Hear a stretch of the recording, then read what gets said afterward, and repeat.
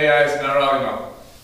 Today I'm going to do a video tutorial of the deadlift. Deadlift is one of my favorite exercises, one I use with all my clients, and it doesn't matter if you're a beginner or advanced or somewhere in between. I think the biggest thing is your setup. So if I have a new client, the first thing I do is go over the setup. Start with our feet. So first thing, take your big toe, little toe, and heel, and make sure they put them into the ground.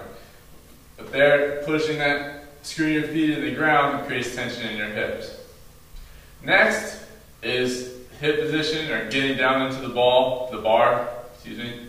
So I think of it as an RDL. So I cut myself in half, I push my hips back to the wall behind me, creating tension in our hamstrings. And then from there, just keep reaching, keep pushing back, and then slightly bend your knees to grab the bar. So from the side, it'll look something like this. So feet, from there, hips back. Drive my hips to the wall behind me, or an imaginary wall if you don't have one. Keep pushing, create that tension in those hamstrings. Then slightly start to grab the bar. Put yourself in position.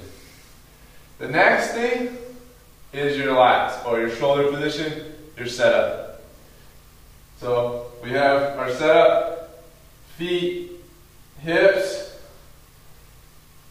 Now I grab the bar. So I like to think about pulling my shoulders back into my back pocket. You can do it a couple different ways. You can think of holding the crossballs in your armpits. You can think of not letting someone tickle you.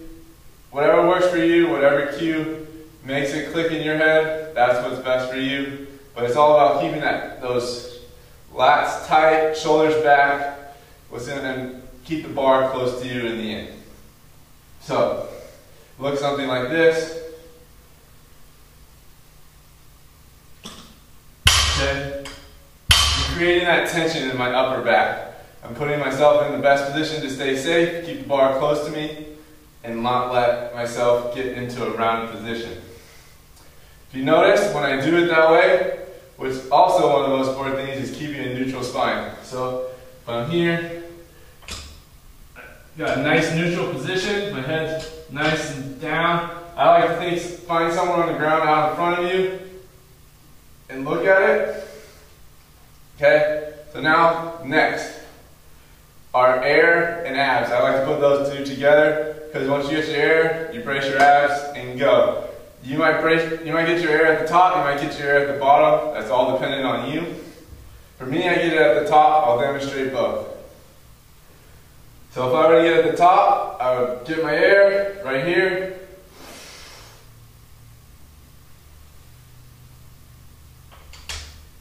And I'm ready to go. At the bottom, which I prefer for starting because it lets you go step by step from the top. So I got my feet, hips, lats, air, break, and I'm ready to go. So now the takeoff, or the lift off, whatever you want to call it. Couple of things to remember from the start.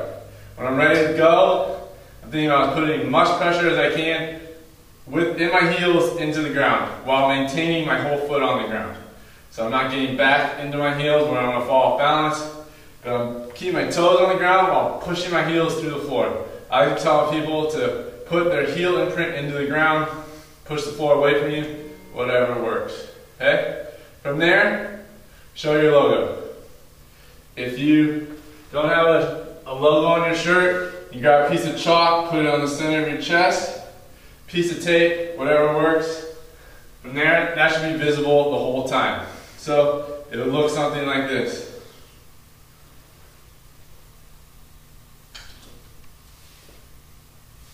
Notice how that's visible the whole time. That's going to put me in the best position.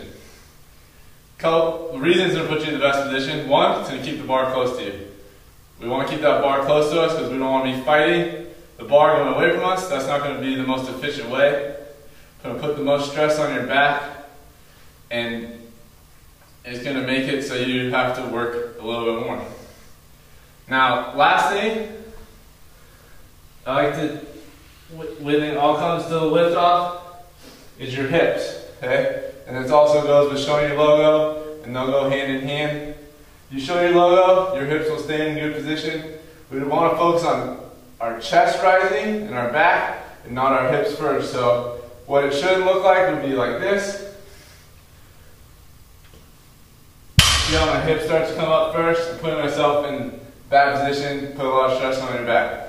Should be the opposite.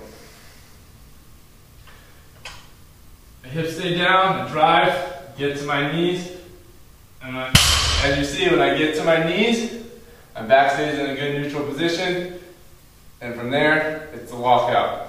Lockout, if you're in that position, it should be simple. All you're thinking about, driving your hips through the bar, squeezing your glutes as hard as you can, standing tall. Whatever works. Couple things not to do. Lean back, overarch. Okay, so it looks something like this. From here, hips through. I'm just thinking about squeezing my glutes, pushing my hips through the bar, standing as tall as possible. So all together at once, set up, set, and then it's go time. Fire our hips. Again, look at my back, stays neutral, push back, boom, go. Last thing I like to teach people is lowering the bar. Okay, I think it's really important for one, putting yourself in the best position, keeping stress off your low back, and getting ready for the next rep if you're doing reps. So now lowering is the opposite of the lifting. Instead of pulling your hips through, we're pushing our hips back. So it looks something like this. From there, hips back, hips back. Once that bar gets to around your shins, you're just going to drop. Look, you're in a perfect position.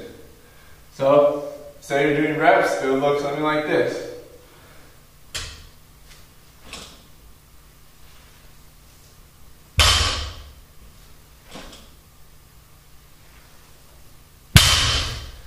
So I hope that helps. I hope it covers anything you had questions about. If you have any questions, please let me know. Thanks for watching.